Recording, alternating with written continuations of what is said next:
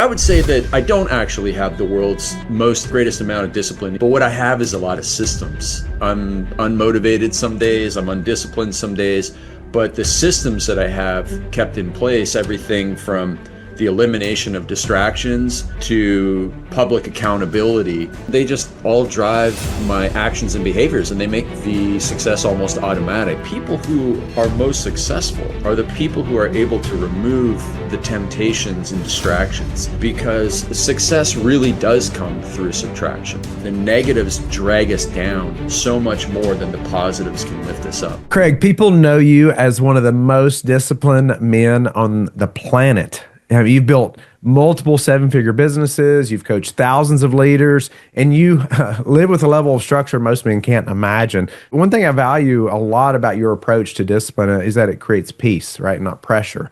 And helps men to honor the Lord or their families and pursue excellence, without losing themselves.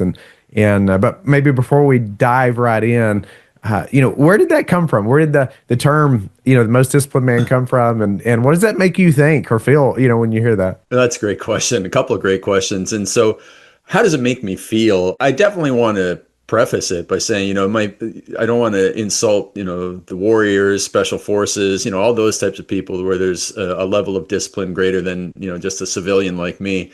What it came from was a friend of mine, probably about 15 years ago. He noticed that I owned a few businesses, and he noticed that I was putting out a lot of content even back then on YouTube and email marketing and that sort of stuff. And he's like, you must be the most productive person I know. Therefore, he made the leap of logic that you are the most disciplined person I know, and you must be the most disciplined person in the world. And so that's how it came about, and it's kind of a joking little moniker. And a lot of people, because they don't have as much discipline as me, they kind of stuck with it. But I would say that I don't actually have the world's greatest amount of discipline, even as a civilian. There's a lot of single moms out there with a lot more discipline than I have. But what I have is a lot of systems, Whitney, and I'm unmotivated some days, I'm undisciplined some days, but the systems that I have kept in place, everything from the elimination of distractions to public accountability around certain things that I do, and the commitment to my family and the commitment to my goals and the commitment to the people that work with me and that we work with, then they just all drive my actions and behaviors, and they make the success almost automatic, or at least they make the actions that move me towards success almost automatic, because the feeling of disappointing people to me is much greater than the challenge of following through. Yeah, love that. Well, I want to get into some of those systems. I know any man listening is thinking, man, I need some of that in my life, but it can seem overwhelming at the same time. But we're going to get there. I know you work with just high performers, right, every day. What do you believe, though, is like a number one reason men just struggle to stay consistent? Man, I mean, so I was just thinking about this the other day. So I'm from Canada, everybody, and I visit America a lot. And, people give Americans a hard time, right? They say, oh, it's like 40% of Americans are obese. But if you go to America, most of the people listening live in America. As an outsider going to America, I go to America and I go, I can't believe 100% of the population in America isn't obese.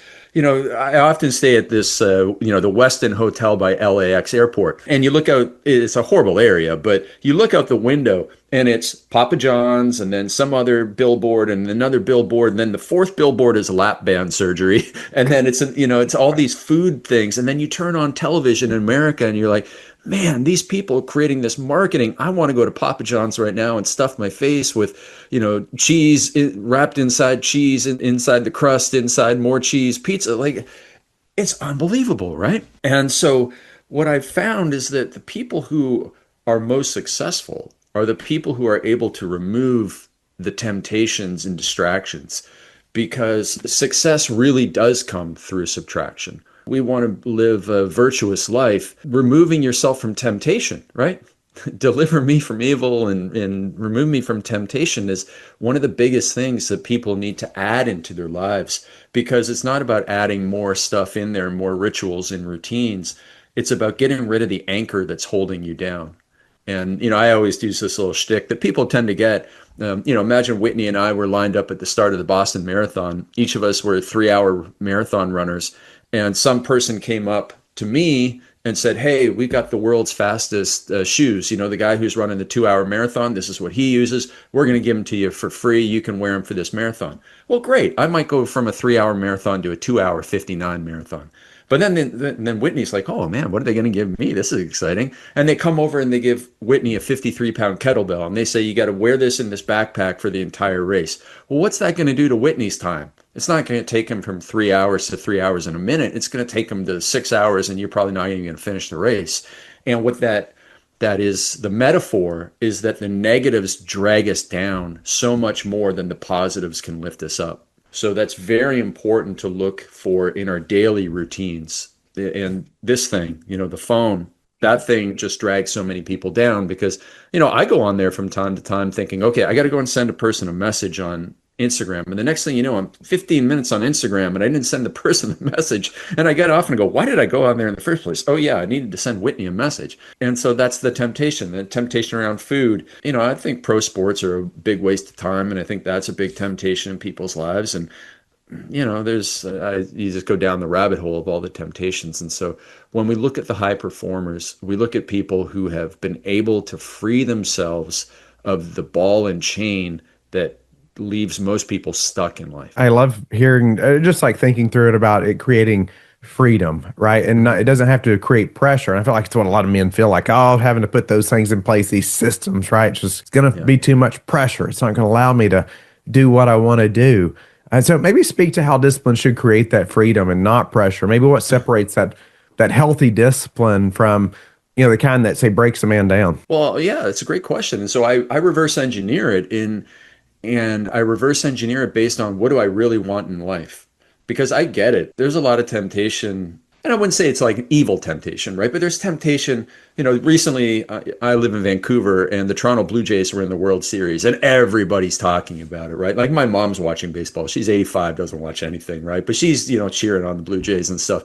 And so there's all this temptation to get caught up in it. But to me, whoever wins the games, I don't care. I didn't watch any of it. And this is coming from a guy who used to watch a ton of sports all the time. Oh, now I got to put 3 hours into this baseball game. Well, I got a million other things to do in my life. And it goes on and on and on. Now I got to, have a conversation with the guy at the gym about it. And it's like, well, I just remove myself from that, I don't have the pressure of keeping up with that. And so again, I reverse engineer. What really mattered to me is my 3 kids. And we were just talking about, my kids are sick right now and that sort of stuff. They're a lot of work and they're the greatest thing in the world, but they're the most important thing to me. And so therefore I can run it through a filter is like, this opportunity, this entertainment, this thing, this, conversation is this, if I run it through my filter of here's what really matters to me is my family and my future and my vision for them. Is it going to move me and my family further towards our goals? Or is it going to,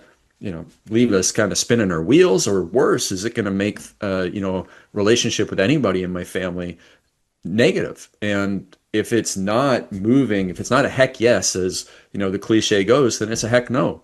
And so I think that, again, you can remove a lot of the outside pressure of the world from you by just being able to say no to a lot of things that are frivolous. And listen, don't get me wrong. I think the people that play professional sports are incredible. What they do is incredible. I think the people that, are in movies, hey, listen, you do great work, music, all that sort of stuff. But you got to draw the line somewhere, right? I can't watch every pro sport and every game, and I can't watch every movie. We all draw the line somewhere. And I've just decided as the years have gone by and I've gotten older, I've decided to draw the lines closer and closer and closer to me. And in a way that has left me freer than ever before. In fact, I used to be a news junkie too, up until about the summer of 2024. And, just a lot of the news stuff, everybody's got the stuff they agree with and everybody's got the stuff they don't agree with.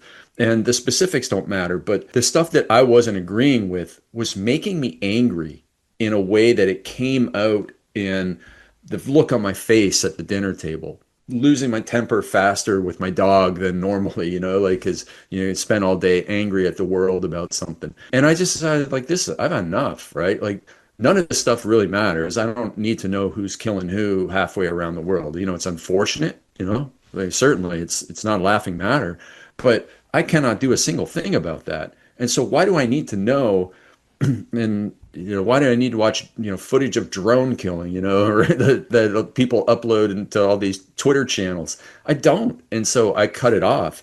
And so that just removes so much pressure on me. My life is much better, and I'm more ignorant than I ever been in my entire life around global affairs. And for me, it doesn't matter.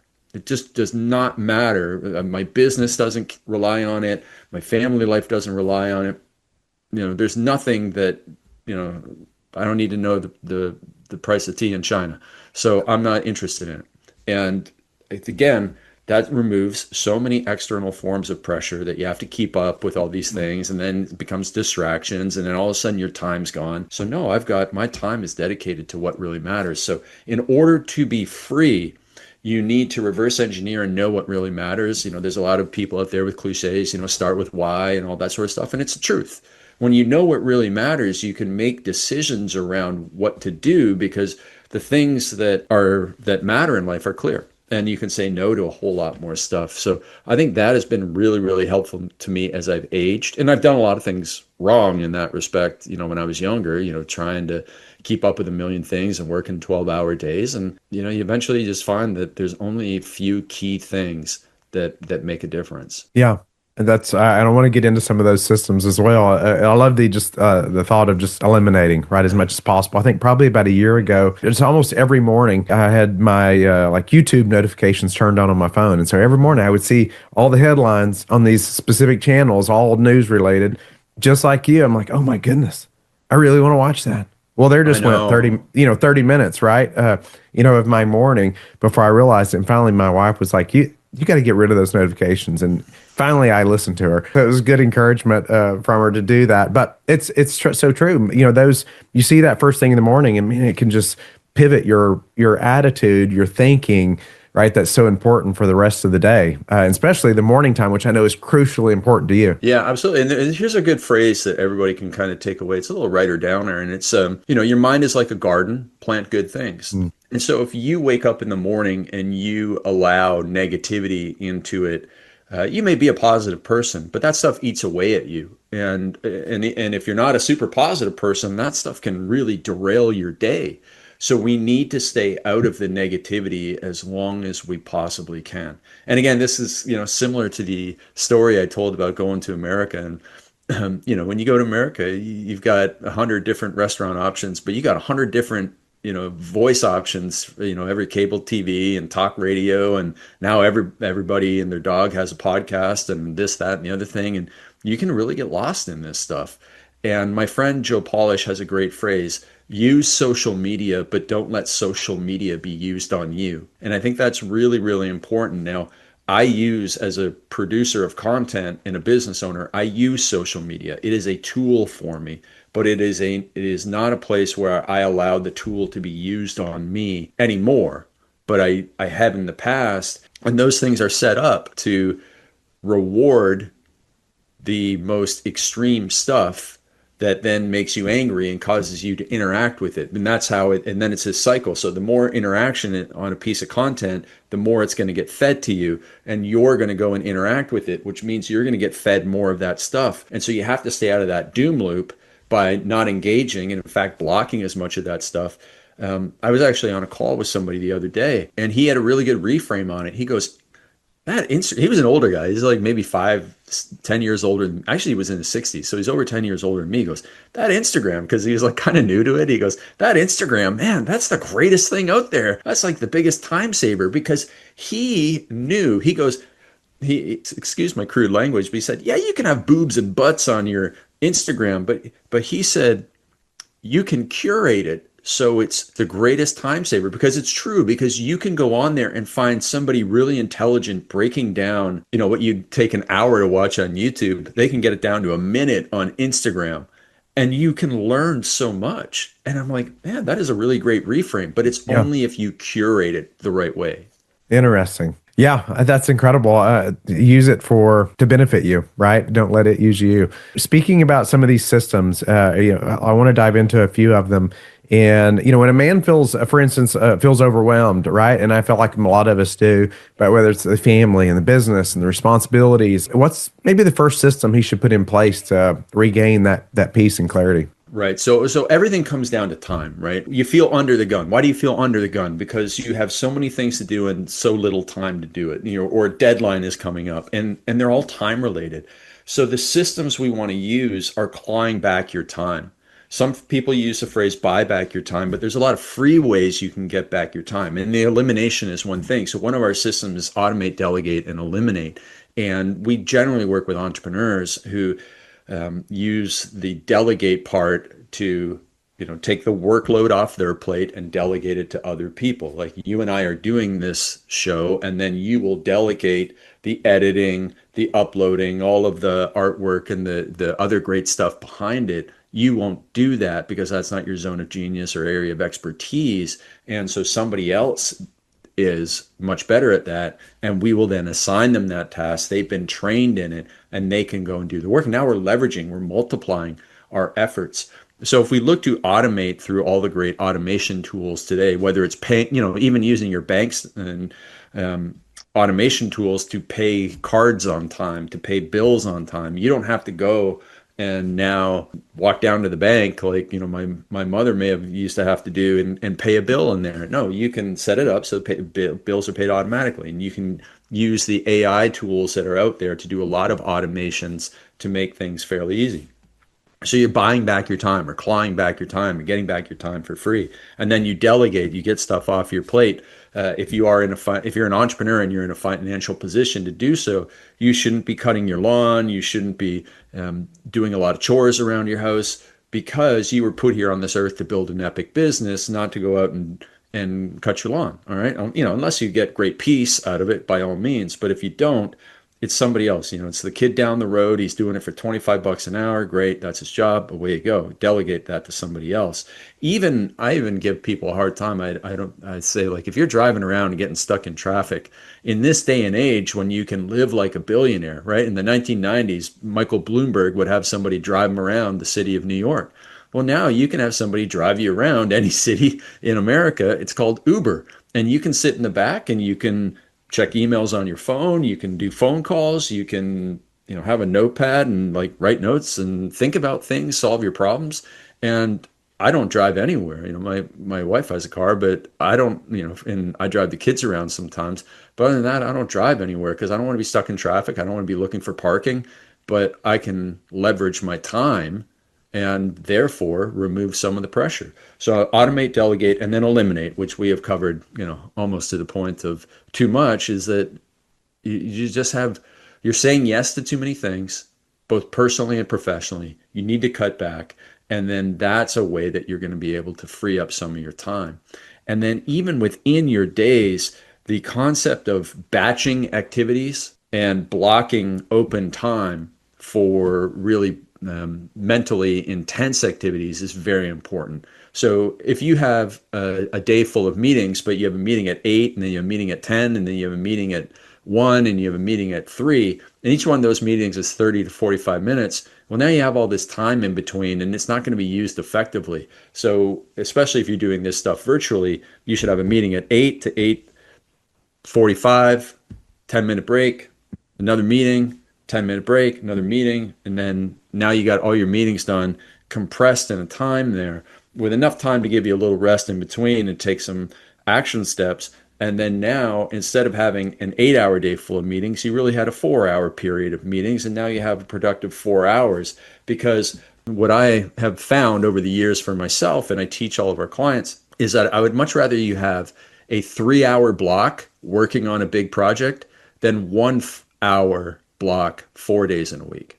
So I know the math doesn't even sound like it's right, but I'd rather have one single day where you have 3 hours straight dedicated to a high mental taxing activity, such as even doing your taxes, right? Everybody does their taxes. And if you try and do your taxes half an hour here, half an hour there, an hour here, you're much better off doing it all in one block, because there's a lot of death by 1,000 cuts in people's times and their days, because again, they're bouncing from one thing to another thing, and there's a 15-minute block in between. And most people are not wise enough to use those slivers of time.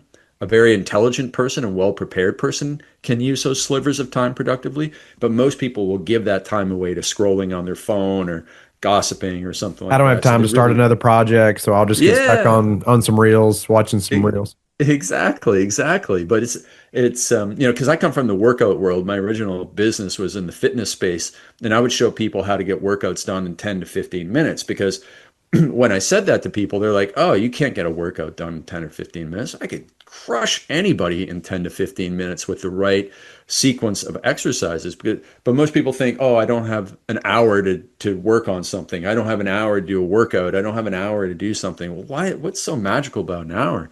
Like you can have a good meeting with somebody in 10 minutes. You don't need an hour meeting with people. So most of the things that people are doing, they're scheduling too much time for it.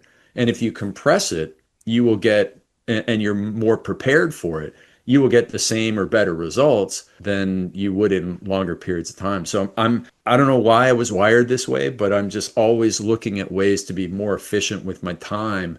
And that way I have a little bit more time for myself and for my family. And also I can get more things done. And it's kind of a win-win-win all the way around. What are maybe one or two of the biggest pushbacks you get from entrepreneurs who say, "Hey, Craig, I just don't have time for that." I mean, you can see they're living in chaos, but obviously you're coaching them to bring some order into their life. But what's a couple of things where they get the biggest wins, but maybe you've received the most pushback? Well, I think some of the things are around the meeting times. So a lot of people are addicted to meetings. They think that they have to have a lot of meetings. They worry about what their team might think if meetings are cut back, if they're not as frequent, if they're shorter. But most of the people that when they find out the meeting is shorter, they're much happier. And so pushing back around that has been a big one. But again, we teach some very contrarian things. We teach meeting-free Mondays. So I don't know why everybody thinks you have to have all the meetings on Monday. Like it's just one day of the week, it doesn't, but that's how you start the week. Well, you could have had the meeting on Friday and then everybody just start working on Monday, or you could have the meeting on Tuesday. It's not like they're going to show up on Monday and go, I don't have anything to do. Everybody's going to have tons of stuff to do. So we've actually, we try and have meeting free Mondays because most people otherwise like everybody's just going to be in this Sunday mood where it's like, oh man, tomorrow I got all these crazy meetings. It's like, why ruin people's weekends, including your own, when you could just move the meetings to a different day? So we get a little pushback on that, but then also less frequent meetings, shorter meetings, and making sure, here's a big one, especially for an entrepreneur, only the people who need to be in the meeting should be in the meeting.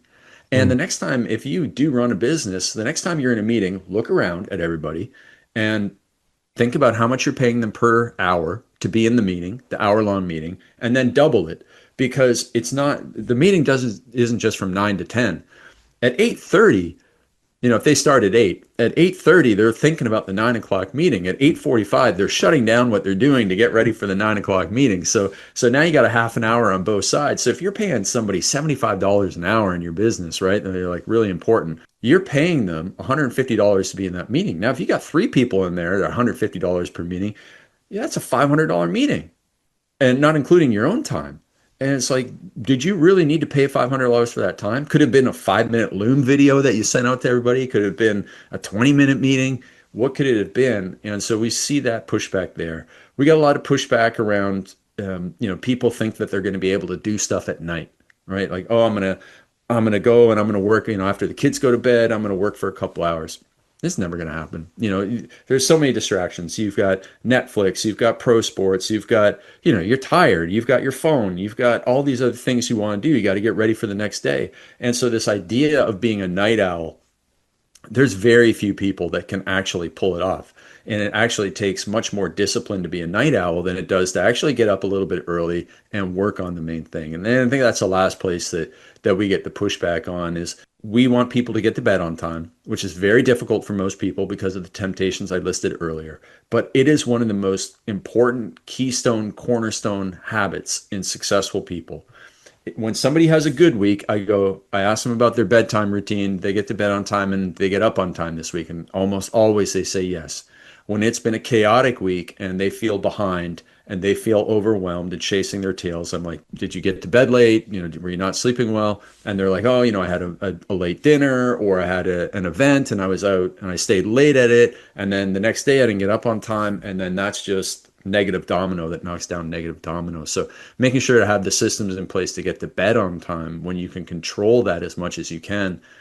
it's such a boring habit to say like, hey, listen, you'll be more successful in life if you just get to bed on time. People want something fancier. They want a cold plunge, full of green juice or something, but it's not that. It's get to bed on time. So you get up on time. So you get to work on time. So you have good energy so that you're not tired. And that's how you win when you show up and doing that every single day for 5 or 10 years. Speak to your bedtime routine and getting to bed on time. You're married, three young kids. I mean, I think a lot of people listening can relate. And say, well, wait a minute, Craig, like I just can't get the kids in bed on time, or my wife doesn't want to go to bed at that time, or right. I'm sure you've heard all those things. How do you do it? Yeah, so I didn't get married until late, and everybody knew a lot of my readers and friends. They knew that I went to bed early, and they were like, "Listen, when you get married, your wife's not going to want to go to bed at the same time." Well, sure enough, I found, I guess, the only woman in the world who likes to go to bed, before 8 o'clock. So it's all again, if you think of the metaphor of the domino, it's all about you got to reverse engineer and get those dominoes to fall. And so for us, my wife and I eat dinner very early, so we eat dinner together at 4 o'clock. We have our three kids, but we're fortunate to be in the position where we have nannies with our kids until 5 o'clock. So my wife and I will have a date dinner at the kitchen table. The kids are screaming beside us, but we're having dinner. We're talking about the day. We're talking about tomorrow, and then we take over from the nannies with the kids at 5, and that's when we feed the kids, and then we make sure we watch a little bit of YouTube. We watch a little bit of some of these song and dance things. Very very wholesome stuff. And Daniel Tiger is a nice little cartoon. And so we watch that for about 30 minutes, and then at 6 o'clock, that's the last one. And then from 6 until 6:30, believe it or not, it takes this long to get them to brush their teeth and go potty, and get in their pajamas. And then the nannies usually give them a bath. But notice it's like these times, it's all routine. We see the clock. Okay, doesn't matter if it's the middle of the show, the TV's off. And then it's from 6:30 till 7. We go upstairs, and we takes that long to get from upstairs into our room, and all the kids want to play in our big bed for a couple minutes. And my wife is starting That's important to time, right? yeah. I mean, that's my favorite time. It's Yeah, that teeth brushing and potty, that's because right. like Hey, you figure that out. I want to know. the one of them wants to simultaneously pee, eat a fruit bar, and brush their teeth on the potty. I'm like, this is not how this works. And then the other one is running around with a toothbrush in their mouth, no pants on. It's like, oh my gosh, this is the most dangerous part of the day. And once we get through that, it's like, oh my gosh, the teeth are brushed, the pajamas are on, diapers on the ones that need it. Sometimes you forget to put the diapers on the ones that need it, but you get that, and like now I'm like, okay, I can kind of breathe. But then from 6:30 to 7, we're up in the big bed with everybody. And then my wife takes our 1-year-old son and puts him to bed. I take the two girls into their room, and I try and keep them, from hurting each other and that sort of stuff, and from hurting themselves. And then my wife comes and helps me put to bed, because right now our 2-year-old is going through this like sleep anxiety thing, and I gotta like lie there in dark and try and keep her. If I leave too early, she starts to scream, and she's really got these vocal cords. So it's a challenging time right now. And I was mentioning to you, Whitney, that two of them right now are sick. So middle of the night, puking and stuff, and it's like day 3 or 4 of this, and we're in the muck, I guess you would say. But it's all routine, so that my wife and I, somewhere between 7:45 and quarter after 8, it's lights out in our room. We chat a little bit. We chat a lot during the day. We spend a lot of time together, so we don't necessarily, like maybe most marriages, need to have that 30 minutes in bedtime talk or whatever. We've talked a lot over the course of the day, and we both kind of pass out, and then the next thing you know, it's morning, and I'm up and at 'em. But it is for everybody. It's knowing the times, and you reverse engineer it. So if you want to get to bed at 11 o'clock at night, at 10 o'clock at night, you need to have what we call the reverse alarm. And that's the alarm goes off in your phone. It's the most important alarm of the day, not the alarm in the morning, it's the alarm at night. And that signifies you turn off all your electronics, all the laptops, all the phones, all the iPad thingies. And it's just old school. All right. You can read, you can go have a shower, you can take a bath, you can make your lunch tomorrow, you can talk to your wife, you can talk to your kids, you can read the Bible, you can read another book. I don't care. But you can't do anything Somebody once called this Amish hour, and hey, I That's respect the funny. Amish, but it is like you can only do old school activities, and you'll find that if you don't have all these distractions, you'll get to bed on time. And again, people might roll their eyes at it, but if you just get to bed on time, your life will be so much better in so many ways. So that's how we do it, and we're very fortunate that our days are generally the same. I don't have to drive home in traffic and get home late. Most of my, it's not like 20 years ago when I was working till 7 o'clock at night. When I was single and would I would not say no to enough. And so we just have these boundaries in place, and boundaries are very important. Boundaries are very, very important for every area of your life. It's like drawing that line, Even if somebody is listening to this and, man, I wish this guy liked football. Well, I do like football, but people listen to this and watch some football. Well, you probably have a boundary of how much football you watch on Sunday, because you could watch football from 11 a.m. to 11 p.m. on a Sunday, but you don't, because you have a boundary of around how much time you can actually put towards it. And you need to have a boundary and cutoff times around bedtime, the reverse alarm, when you shut the TV off, when you're finished dinner, when you leave work, so that each one of these dominoes can be knocked down in an effective order. And with kids, they crave this routine and structure. They do fight it, of course, but they will, our kids, when they're not sick, will sleep 10 and a half hours, all three of them. And, there's a good chunk of time when there's peace and quiet in our house, even though we have the three kids under three. And so it's right for them. Kids That's right. need that to They feel do need safe and it. secure. They do. I've seen, I just know of a lot of different families with kids, of course, and you can see it in the kids. I feel like you can see it. The ones that have structure, the ones that do not, they do need structure. And so do I. I need it as Yeah. well. And they need their sleep, right? That's Because right. if you have a kid who sleeps 9 hours, and we do a little bit of travel, and so sometimes we've gotten home late, and the kid is not the same kid That's right. if they don't get double digit sleep. And neither am I. Like if I don't get a certain amount potentially, right? Yeah, You've got kids up in the middle of the night right now, Craig. Are you still up in the morning at the same time? I am, because it is something that I have done going on. I would say I started consistently with it in 2009. So anybody here who's been in the Army knows that, if you get up at 5 o'clock in the morning in the Army for 15 years, 5 years after you're out of the Army, you're still up at 5 o'clock in the morning, because that's how your body is regulated. So I'm regulated that way. I don't say this in a positive way, but I can do okay with a little less sleep. I'm very tired around 7 o'clock at night, but during the daytime, I don't think I'd be much different if I did get 8 hours of sleep last night. But that said, and everybody hold me to this, my goal next year, well, starting now, I'm getting back serious about my sleep, getting the Aura ring. I have made a bunch of changes. Like I really believe that you should not eat too close to bedtime. So that's why we have our dinner at 4 o'clock, so that I can go from 4:30 to 7:30 with no food, so that I'm not going to sleep on a full stomach like I used to even 3 years ago, and that would ruin my sleep. So I got to be very tight about my sleep. But one of my big goals for next year is to get 52 hours of sleep per week, which is just over 7 hours on average, which would be an improvement. And I want to make sure I get it. So that's an area of life that I'm looking to level up on.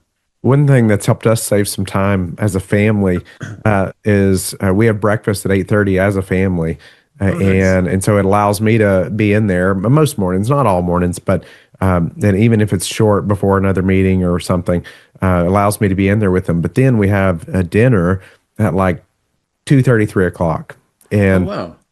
so where you have that meal together, and then so because my wife cooks every meal from scratch, and Wow. so it allows us to have two meals where there's cooking and then cleanup, right? Cleanup with a Got it. number of kids. Obviously, it's a big ordeal, Yeah. but it eliminates a whole meal in that space, right? That's all the time cleaning up, all the time Right. cooking.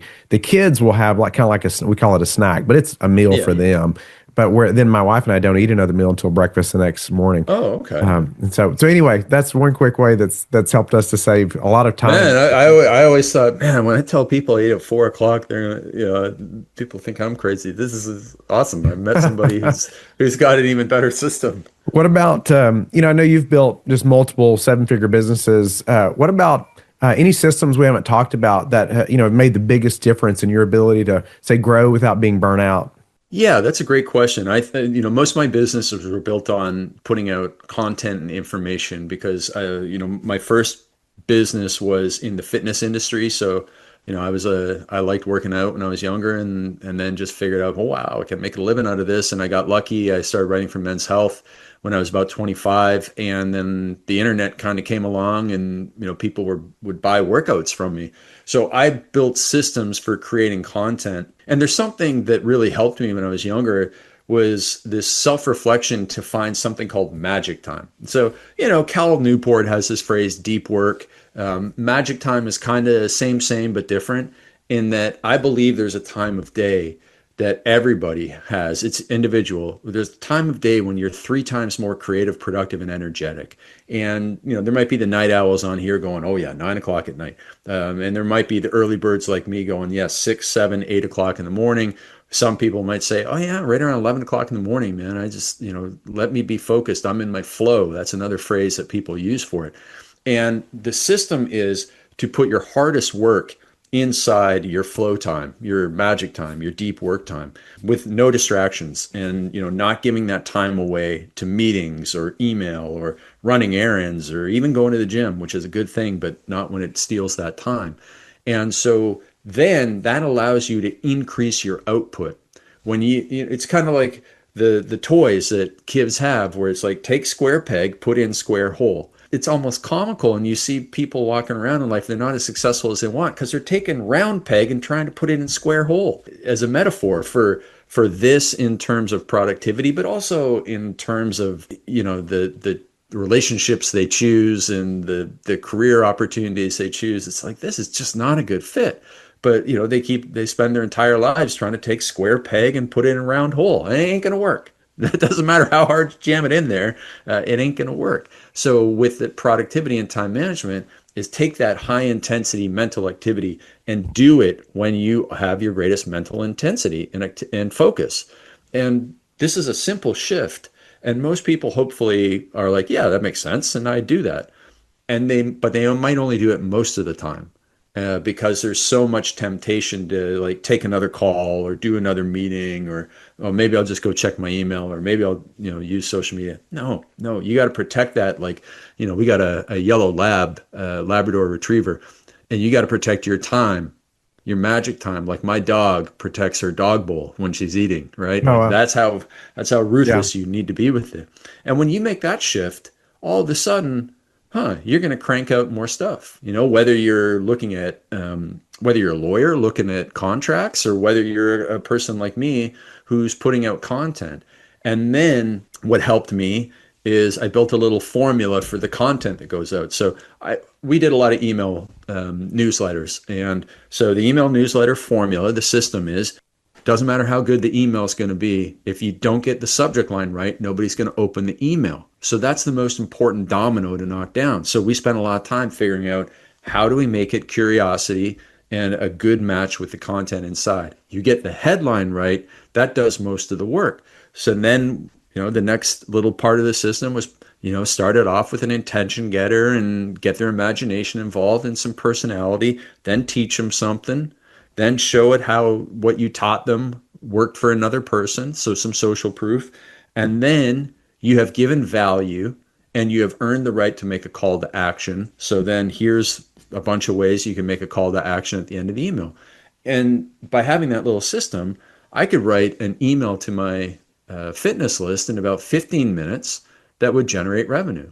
And so, a lot of people say, oh man, I don't know what to write in these emails. And so it takes me 2 or 3 hours.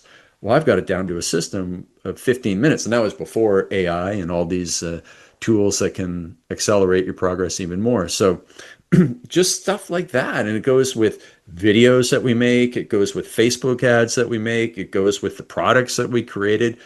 you get a template down so that you're not reinventing the wheel every time you're doing something. So, I worked in factories when I was in college to pay for college. And what does a factory do? A factory is the same thing done over and over again. I worked in a ball bearing factory, so we would make ball bearings for like Volvo and aerospace and stuff. And they would you would have different orders come in, and you would do all the order at once. It might be a 3-day job, but you're not going to do like part of this order and then go and do part of another order where you have to move the machine around and change the numbers. No, you do all of the order so that you don't have to change the machine all the time. And so you want to think in terms of your work as creating a factory. And this can be done if you're a lawyer, this can be done if you're a real estate agent, it can be done for all types of things, so that you're increasing the batch production through the rearrangement of your schedule. So that you're not dying, and this is a phrase that people resonate with, is that your time management is not dying a death of 1,000 cuts. And that's what happens when you're ping-ponging around to a different thing all day. Are you and your wife up at the same time in the morning? No, she sleeps about 3 hours longer than me. Okay. Well, no, not three. Before kids, yes, 3 hours longer. Now she sleeps about an hour and a half or 2 hours longer. Because I think your She best gets up time is that when the first one gets up. your best time is that first time in the morning, right? Oh If gosh, I remember I that can right. I can do an 8 hour workday done between 4 and 6 a.m. How do you? I mean, I guess everyone knows. I mean, obviously it's so early too. That's so helpful. I was going to say, so your team, your wife, everybody knows. Like, let's not bother Craig during that time. Well, it's He's so early, in nobody's his bothering moment. me that Right. time. Right. Here's one thing that I always tell people is that, because it's very tempting to get into reactive mode. And for many years, I owned gyms, and I had a business partner, and we owned gyms in Charleston, South Carolina. And sure enough, every year, once a year, the air conditioning would go out in the summertime. Now that's a big problem, right? In Charleston, South Carolina. Now we would give somebody else that responsibility, but most cases, the stuff in your business are not something so pressing where you have to have the air conditioning back on. It's that somebody sent you a message last night at 9 o'clock. You had already logged off your devices, and so you went to bed at 11 o'clock. You get up at 7. You get into your work by 8 or 9. That message has been sitting there for 12 hours. You have to like mentally be okay with letting it sit there for another 2 hours. Because unless you are running an emergency room, which most people aren't, that message can sit there for another 2 hours. But it is our human nature to see the thing and go and do it. But you can't let it happen. And so again, there's a lot of tools. You can even set up your Gmail so that emails don't go into your inbox until a certain time. And there's all ways and systems for protecting your inbox so that you don't see all these messages. You can use something called the Opal app, OPAL, to block yourself from going on social media in certain hours. So again, you protect your time. There's all these types of things so that it doesn't matter if everybody is up. You can still protect your time from everybody else. Craig, when you think about legacy, what do you hope people closest to you say about you, your life, maybe your leadership 20 years from now? Well, people always say, oh, write your, think of your eulogy. I don't care about, all I want people to do is listen to the Saints go marching in and tell great stories and laugh and hug each other and get back to work. Except for my family. And my family is just, I just want my kids to think, Dad provided us a great opportunity. He provided us an environment in which we can flourish. He provided us great experiences, and he showed us how to live right in this world. And that's all that really matters to me. I'm very, very happy that I wrote my books, The Perfect Day Formula, because I'm a bookworm. When I was a kid, I was a bookworm. And so when I was younger, I thought if I ever write a book, that'd be amazing. And so I really do have the lessons that I want to share with people in my books, and they're available. And I would also say, so I just want people to read it and put it to use. And I don't care if they thank me or anything. All I really wanted to do was help solve people's problems. So I think my books will act as the legacy in terms of my impact on the world. And all that matters is that my family thought I did the right things for them. If you could challenge, the men listening with one action they could take this week to become more disciplined, what would it be? I'd say it's the elimination, right? Because You can do 100 things right.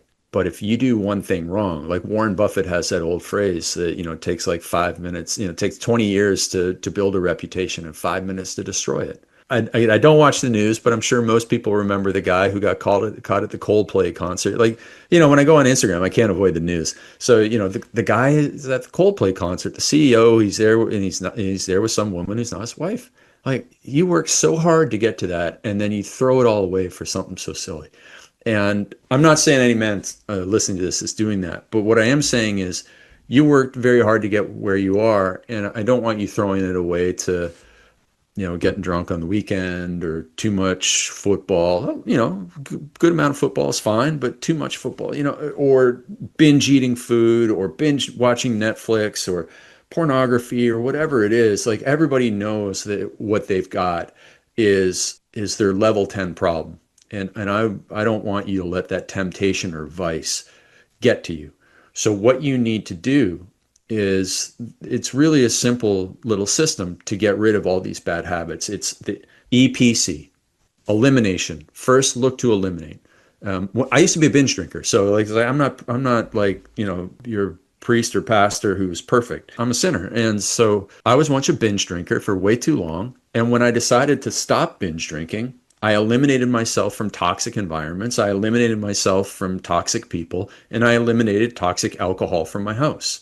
And those three things, I mean, they moved, that was like 80-20 for sure. They did most of the heavy lifting. So look at what is dragging you down into bad behavior and eliminate that. Whether it is putting the Opal app on your phone, or whether it is, not buying 6 beers for the weekend, it's 6 beers, but you end up eating poorly and sleeping poorly, just eliminate it. And then preparation. So when you eliminate a bad habit, if you don't fill that void with something good, then you will default to the bad habit. So you need to plan and prepare. Well, if I'm not going to have, 6 beers sitting around the house, and for when my brother-in-law comes over on Sunday afternoon to watch the Bills game, I don't know what I'm going to do. So I better have those 6 beers or something, right? Or he'll bring them over or something. No, he's get 6 Heineken Zero. They taste the exact same. They're totally fine. And or some other drink or something that's non-alcoholic. So you just have to put it in place, or just don't watch the game and say, let's go play, let's go run, or let's go to the gym, or let's go play pickleball or something, instead of watching the Bills game and just sitting around. So you have to plan, prepare something else in place. And then finally, the last one is connection, which is another word for accountability. So you need to find somebody that you deeply do not want to disappoint, and say to them, I'm not going to do this anymore. So you might be your pastor, it might be your best friend, it might be your father, it might be your brother, it might be your wife, it might be somebody else. And you just say, hey, listen, I don't like having 3 beers on Sunday afternoon and feeling dopey the rest of the day. I'm not going to do it, and I want you to hold me to it. Great. Awesome. And away you go. And so it's EPC, eliminate it, eliminate the temptations and the triggers, prepare to replace it with something good, and then connection, get accountability to somebody, so that you deeply do not want to disappoint, so that when you go back to them on Monday and they say, hey, did you drink 3 beers watching the Bills on Sunday? And you can say, no, I didn't, because you sure as heck don't want to go, yeah, I did. Yeah, love that, Craig. Man, it's so actionable too for anybody listening. You've given us so many steps, so many things to think about. I just hope the men listening will just implement one thing Craig's talked about this week, and move forward with it. And I love the accountability piece as well. I've strived to find that, and whether it's through mentorship or whether it's friends that I've said, hey, I want you to hold me accountable. I feel like sometimes you have to like open that door for them to like speak into you, right, and give them permission. Mm-hmm. And I've felt like that's helped me in different ways. But One thing that I've done, Whitney, is I just co-opted all the people that either listen to my podcast or my email, and so when I want to change something, even if it's embarrassing, I will tell everybody. So I quit swearing in 2011, and I quit swearing in 4 days because I told my email list, and it was all fitness people, and they're like, "What? I don't care if you swear," but I said I'm not going to swear. I don't like swearing. I don't swear around my mother. I don't swear when I'm speaking on stage. I don't need to swear. I can clearly control myself. So I just said I'm not swearing, and over 4 days, I was able to kick the habit.